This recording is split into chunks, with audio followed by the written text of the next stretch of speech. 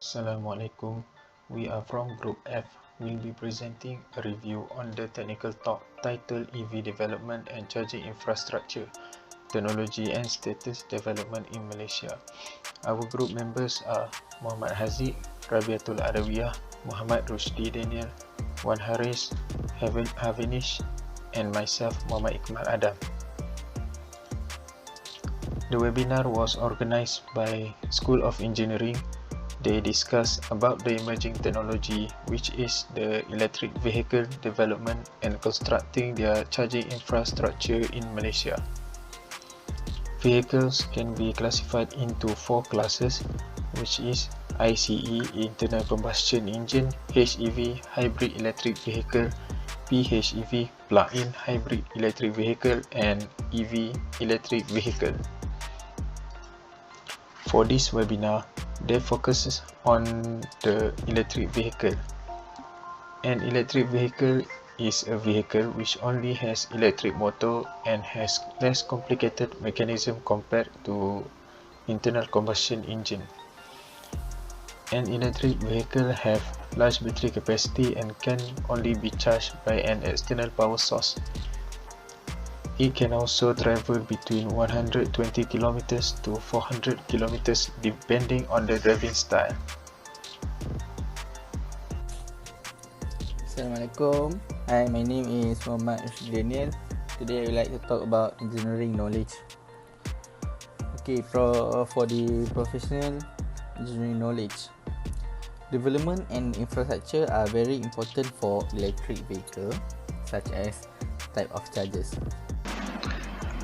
Hello, I'm Havinish and I will be talking about the development of EV in each country. The figure on the left shows the global sales of electric vehicles and plug-in hybrids from the 2010 to 2017. As you can see, the graph is drastically moving upwards and the gradient is positive. In the year 2017, China recorded the highest sales, followed by the United States of America. Basically, all nations there has been an increase in the number of electric cars. They advocate the purchase of electric vehicles in comparison to internal combustion engines because of the problem of pollution output from ICE automobiles. Automobiles manufacturers such as Tesla and Toyota are one of the most valued manufacturers of electric vehicles. India is working on reducing pollution, cutting its crude oil import costs and achieving grid parity. China is trying to minimize pollution by subsidizing electric vehicles and giving incentive to electric vehicles and battery manufacturers. Meanwhile, in Singapore offers subsidies to drivers of electric vehicles, and Indonesia is investing in electric vehicles and increasing the production of electric vehicles. In Malaysia, EV vehicles are given zero rated import and excise duty and sales tax for electric vehicles, as well as zero road tax for limited run of CBU vehicles. Thank you. So, the next part is current engineering issue and practices that impacting professionals. When it comes to electric vehicle, EV infrastructure, one of the most significant factors to consider is the quantity of DC fast charging stations accessible. It is what alleviates range anxiety, since even a quick 15-minute top-up is plenty to get you where you need to go. In Malaysia, there are around 500 public AC charging stations and just 9 public DC fast charging stations for EVs, with another 10 under construction. Malaysia Automotive Robotics and IoT Institute, MARI, and the Malay Vehicle Importers and Traders Association of Malaysia, PEKEMA, decided to sign a Memorandum of Understanding, MOA, to create additional EV infrastructure in the nation after falling behind its regional rivals. DC charging stations are speedier, taking roughly an hour to fully charge a car, compared to AC charging points, which take around 8 hours. Both sides want to work together to establish a network of 1,000 DC quick charging stations throughout Malaysia by 2025.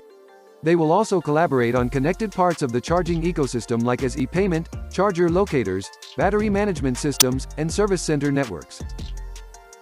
In addition to the EV network, MARI and PEKEMA are establishing an EV Center of Excellence. This will be a center that will oversee the integration of the EV network as well as the overall coordination of the project.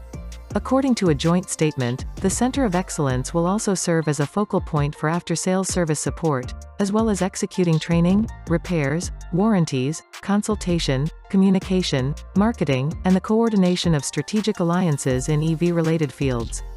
To put things in perspective, Thailand has 1,406 public AC charging stations and 771 public DC fast charging stations, which is more than double Malaysia's population.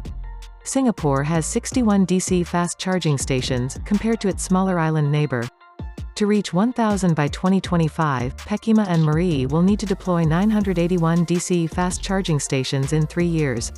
That is more than the existing number of fast charging stations in Thailand. That's all from both of us, thank you. Hi, my name is Wan Haris bin Wan Rashidi. For summary, this webinar discussed the evolution of electric vehicle development and manufacturing in Malaysia. EV sales in Malaysia are now around 200 cars on the road. There are 4 different types of electric vehicle. Mode 1, Mode 2 and Mode 3 use AC power, whereas Mode 4 uses DC electricity. The type of charging for electric vehicle were also explained to the speaker. Because each type of electric vehicle has a different charging outlet, multiple types of chargers are required. Electric vehicles are more energy efficient than internal combustion engine and have a lesser environmental impact, such as air pollution caused by exhaust emission from full combustion. Aside from that, electrical vehicles rely on a renewable energy source, electricity. As a result, the government is aiming for a 25% increase in electricity generation by 2025.